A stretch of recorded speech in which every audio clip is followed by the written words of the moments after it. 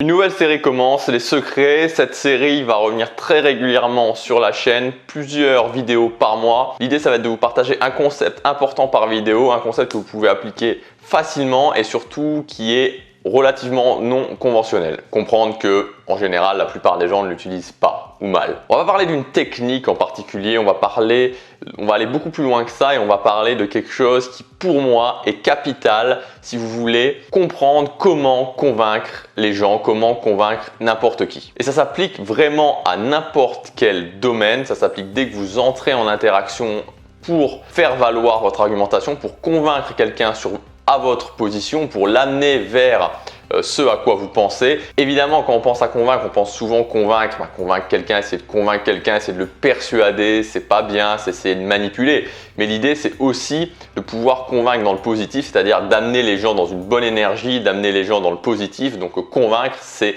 absolument pas quelque chose de négatif. Ce concept, c'est l'état émotionnel. Alors un exemple tout simple, je ne sais pas si vous avez, je pense que vous l'avez déjà remarqué, je pense que c'est quelque chose que vous avez sûrement déjà fait naturellement.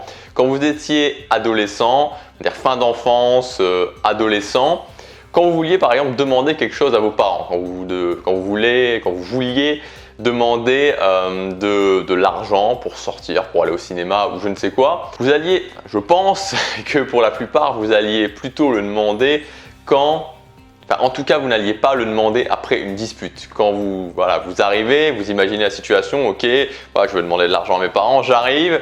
Et au moment où j'arrive, mes parents commencent à s'engueuler. Alors qu'avant, ça allait globalement bien. Est-ce que vous allez aller demander de l'argent juste après qu'ils se soient engueulés? On peut dire que globalement non, vous allez vous dire ok, c'est peut-être pas le bon moment pour aller leur demander quelque chose. C'est peut-être pas le bon moment pour les convaincre entre guillemets de me donner de l'argent. C'est même sûrement un très mauvais moment et vous avez tout à fait raison. Et donc en tant qu'enfant, en tant qu'adolescent, on comprend très rapidement un concept très simple, c'est le concept de l'état émotionnel. L'état émotionnel, c'est justement ça, c'est cet état d'esprit, cette sorte d'énergie dans laquelle on se trouve actuellement, qui peut être positif, qui peut être négatif, qui peut être plutôt énergique, qui peut être plutôt faible. Bref, il y a tout un tas de jeux de couleurs, tout un tas de différences en termes d'état émotionnel. Mais évidemment, il a un impact extrêmement fort sur nos décisions. C'est-à-dire que si vous vous sentez bien, vous allez être inspiré, vous allez vous fixer des objectifs ambitieux. Si vous ne sentez pas bien, vous allez plutôt vous dire est-ce que je vais vraiment y arriver?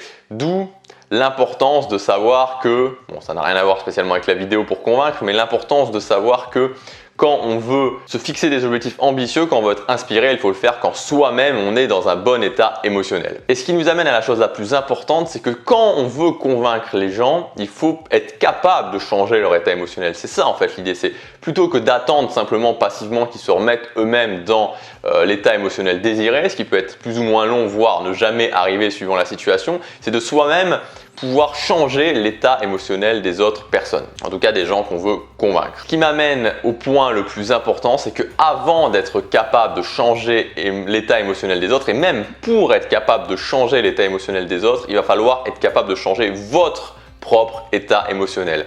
Tout simplement parce que notre état émotionnel, c'est quelque chose qui vibre autour de nous. C'est une sorte d'émanation autour de nous. C'est-à-dire comment vous vous sentez à l'intérieur vraiment se projette à l'extérieur, se projette vraiment à l'extérieur et impacte d'une façon importante, voire très importante les autres. Donc vous ne pouvez pas imaginer mettre quelqu'un dans un état émotionnel de certitude par rapport à vous ou entraîner quelqu'un dans un état, je sais pas moi, de bien-être si vous-même vous n'êtes pas dans le bien-être. C'est-à-dire que si vous arrivez en étant déprimé comme ça et que vous voulez convaincre quelqu'un de quelque chose, vous allez très certainement n'arriver à rien. Donc la première étape, ça va être bien sûr de changer votre propre état émotionnel pour que cette vague se projette sur les autres. Comment faire?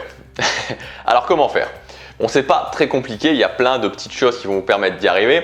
Si vous voulez par exemple être énergique, mettons que voilà, des gens vont arriver chez vous et vous voulez les accueillir avec de l'énergie et là vous n'êtes pas spécialement bien. Qu'est-ce que vous allez faire?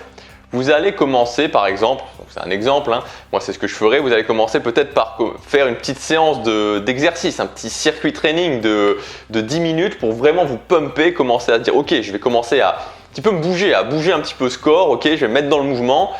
Je commence à sentir l'énergie qui vient. Une fois que j'ai fini ma séance d'exercice, qu'est-ce que je vais faire? Je vais aller me prendre une douche, mais vraiment une douche énergique, c'est-à-dire pas une douche dans un bain chaud, etc. qui va me complètement casser mon état, mais une douche énergique, alors pas forcément gelée parce que c'est difficile, mais une douche plutôt tiède, froide, qui va, rehausser, je vais ressentir encore plus l'énergie. Et avant que les gens arrivent, là ils vont arriver dans 10-15 minutes, je vais commencer à mettre de la musique qui me pump en énergie, de la musique où je vais me sentir vraiment, je sens que ça continue, ça fait monter la vague de l'énergie. Les gens arrivent, je suis dans une bonne énergie. Vous allez passer un entretien d'embauche par exemple. Qu'est-ce qu'il faut pour passer un entretien d'embauche? Qu'est-ce qu'il va falloir que la personne perçoive de vous? Qu'est-ce qu'il faut projeter sur l'autre personne si vous voulez avoir un travail? C'est pas de l'argumentation logique, blabla, mes qualités, etc. On s'en fout ça. Tout le monde sait que c'est bateau. Il faut que vous projetiez un état de certitude sur l'autre personne, que vous êtes sûr de vous, que vous êtes capable de faire ce travail, que vous êtes certain que vous avez les capacités pour faire ce travail et que la personne du coup ressentent cette certitude et se disent oui, je sais qu'en embauchant cette personne-là, je prends la bonne décision. Comment on se met dans un état de certitude? Voilà, vous êtes avant, vous êtes stressé, c'est tout à fait normal, c'est tout à fait ok d'être stressé avant un entretien d'embauche. Je suis stressé, qu'est-ce que je vais faire? Je vais commencer, je vais utiliser la visualisation, je vais fermer les yeux et je vais me dire dans quelle situation dans le passé je me suis senti dans un état de certitude où je me suis dit j'ai dépassé mes limites, je pensais que c'était pas possible mais je l'ai fait quand même, j'étais vraiment fier de moi après. J'en ai un premier, j'en ai un deuxième dans lequel j'étais vraiment dans cet état de certitude. J'en sélectionne un et là je me projette vraiment dedans. Qu'est-ce que j'ai fait? Je le sentais pas mais j'ai réussi quand même, j'ai passé ce que je pensais impossible. Je vais vraiment visualiser ce moment, je suis dans le moment où je me sens sûr de moi, dans le moment où je suis dans cette certitude. Et voilà, vous arrivez à l'entretien d'embauche, vous êtes dans un état émotionnel qui est totalement différent que si vous étiez arrivé en vous sentant pas bien, en ayant la pile d'arguments logiques qui pourraient vous permettre d'être employé. Alors, encore une fois, le but c'est pas d'arriver et de sauter dans tous les sens, c'est pas du tout ça. Faut pas confondre état émotionnel et énergie. Vous pouvez être dans l'énergie, mais vous pouvez aussi être dans la certitude. Être dans la certitude, c'est pas forcément être super énergique et aller dans tous les sens. Non, c'est être sûr de soi, être sûr de ses capacités. Une fois que vous êtes mis dans le bon état émotionnel, vous avez déjà fait un grand pas en avant, vous allez pouvoir projeter cet état sur les autres. Vous allez pouvoir vraiment, ce que j'appelle viber vos émotions, votre état aux autres. En revanche, ce qu'il faut bien comprendre, c'est qu'il ne faut pas s'en vouloir de pas toujours être dans le bon état émotionnel. C'est-à-dire que l'état émotionnel, c'est beaucoup une vibe. Alors évidemment, on peut le travailler sur le long terme, mais bien sûr, l'énergie, la motivation, toutes ces choses-là, c'est des vagues. Il faut s'y mettre pas 3 heures avant, il faut s'y mettre au bon moment. En général, quand on veut convaincre quelqu'un, on ne veut pas le convaincre pendant une journée entière. Mais c'est ok, il n'y a pas de souci avec le fait de ne pas toujours être dans le bon état émotionnel. En revanche, il faut être capable de se mettre dans l'état émotionnel qu'on désire. Une fois que vous avez ça, une fois que vous avez le bon état émotionnel, la deuxième étape, c'est de bien comprendre qu'on ne convainc pas les gens avec de la logique. On ne convainc jamais les gens avec une argumentation logique. Si par exemple, vous avez quelqu'un qui est déprimé, que vous voulez lui remonter le moral, voilà un bon moyen de convaincre les gens, de remonter le moral à quelqu'un, d'essayer en tout cas de l'impacter positivement. Voilà quelque chose d'excellent. Voilà comment convaincre quelqu'un de façon positive. Vous n'allez pas commencer à lui dire oui regarde ton job il est pas si mal, regarde il y a ça, t'as ta maison, blabla, enfin toute la pile encore une fois d'argumentation logique. Vous allez plutôt lui dire voilà la situation actuelle te convient pas, qu'est-ce qui te rendrait heureux? Qu'est-ce qui te rendrait heureux maintenant? Qu'est-ce qui ferait que maintenant tu serais dans le bonheur? Qu'est-ce que tu voudrais? Tu veux ça. Alors, tu l'as, imagine-toi que tu l'as. Voilà, comment tu te ressens? Encore une fois, on peut utiliser la visualisation, on peut utiliser la puissance de la visualisation pour aller chercher les émotions. Comment tu te sens? Qu'est-ce que tu voudrais en plus? Comment t'imagines? Comment tu voudrais une maison? Tu voudrais une piscine? Tu veux voyager? Où est-ce que tu vas? Comment est ta maison? Etc. De vraiment donner des détails et puis après d'impacter positivement. Tu peux l'avoir, qu'est-ce que tu peux faire pour l'avoir, etc.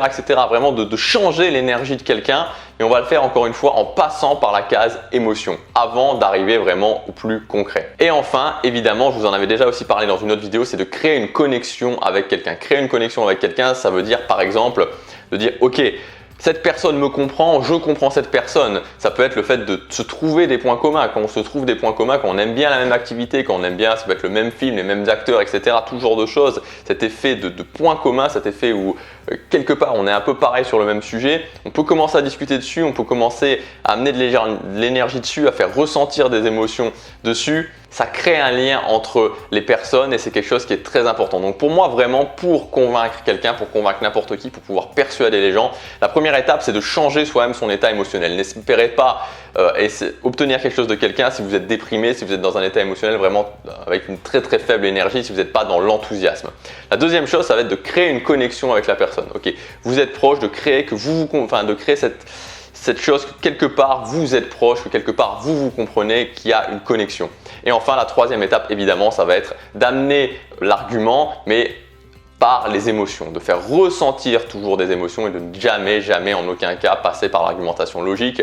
Le concret, le logique, le moment où vraiment on arrive à l'argument, puisque l'argument est logique, où la chose, notre idée, la chose pour laquelle on veut convaincre la personne est logique, ça arrive vraiment à la toute fin. N'oubliez pas encore une fois que l'état émotionnel, changer votre état émotionnel, ça peut vous servir pour tout et n'importe quoi dans la vie. Quand par exemple je veux faire une vidéo dans laquelle je veux impacter en termes d'énergie, je vais me mettre dans l'énergie avant, évidemment, ça m'arrive, c'est normal, notre propre état émotionnel, comment on se sent au quotidien, on peut le travailler, mais ça fluctue forcément. Et donc, certains matins, je vais être moins dans l'énergie. Et si je veux me mettre dans l'énergie, je vais passer par la phase où je change mon état émotionnel. Donc, vous pouvez vous en servir absolument pour tout, pour convaincre les gens et pour impacter les gens en général, pour faire une différence aussi si vous arrivez à votre travail, pour être dans la bonne humeur, pour être dans le positif. C'est vraiment très utile. Si cette vidéo vous a plu, vous pouvez la partager. J'insiste sur le fait que chaque personne, chaque partage fait vraiment une différence. À demain, prenez action, chaque jour compte. Alors j'ai regardé dans plusieurs dictionnaires pour avoir la définition vraiment exacte de ce que c'est un zombie, même si c'est compliqué parce que hormis dans les fictions, j'en ai jamais rencontré, je pense que peu de monde en a déjà rencontré. Sur Wikipédia, il nous explique qu'un zombie, c'est justement dans les œuvres de fiction, un personnage qui est infecté par un virus X ou Y. Dans le Larousse, ils nous disent que dans l'imaginaire vaudou, c'est un revenant qui vient en aide suite à l'appel d'un sorcier. Mais là où c'est plus intéressant,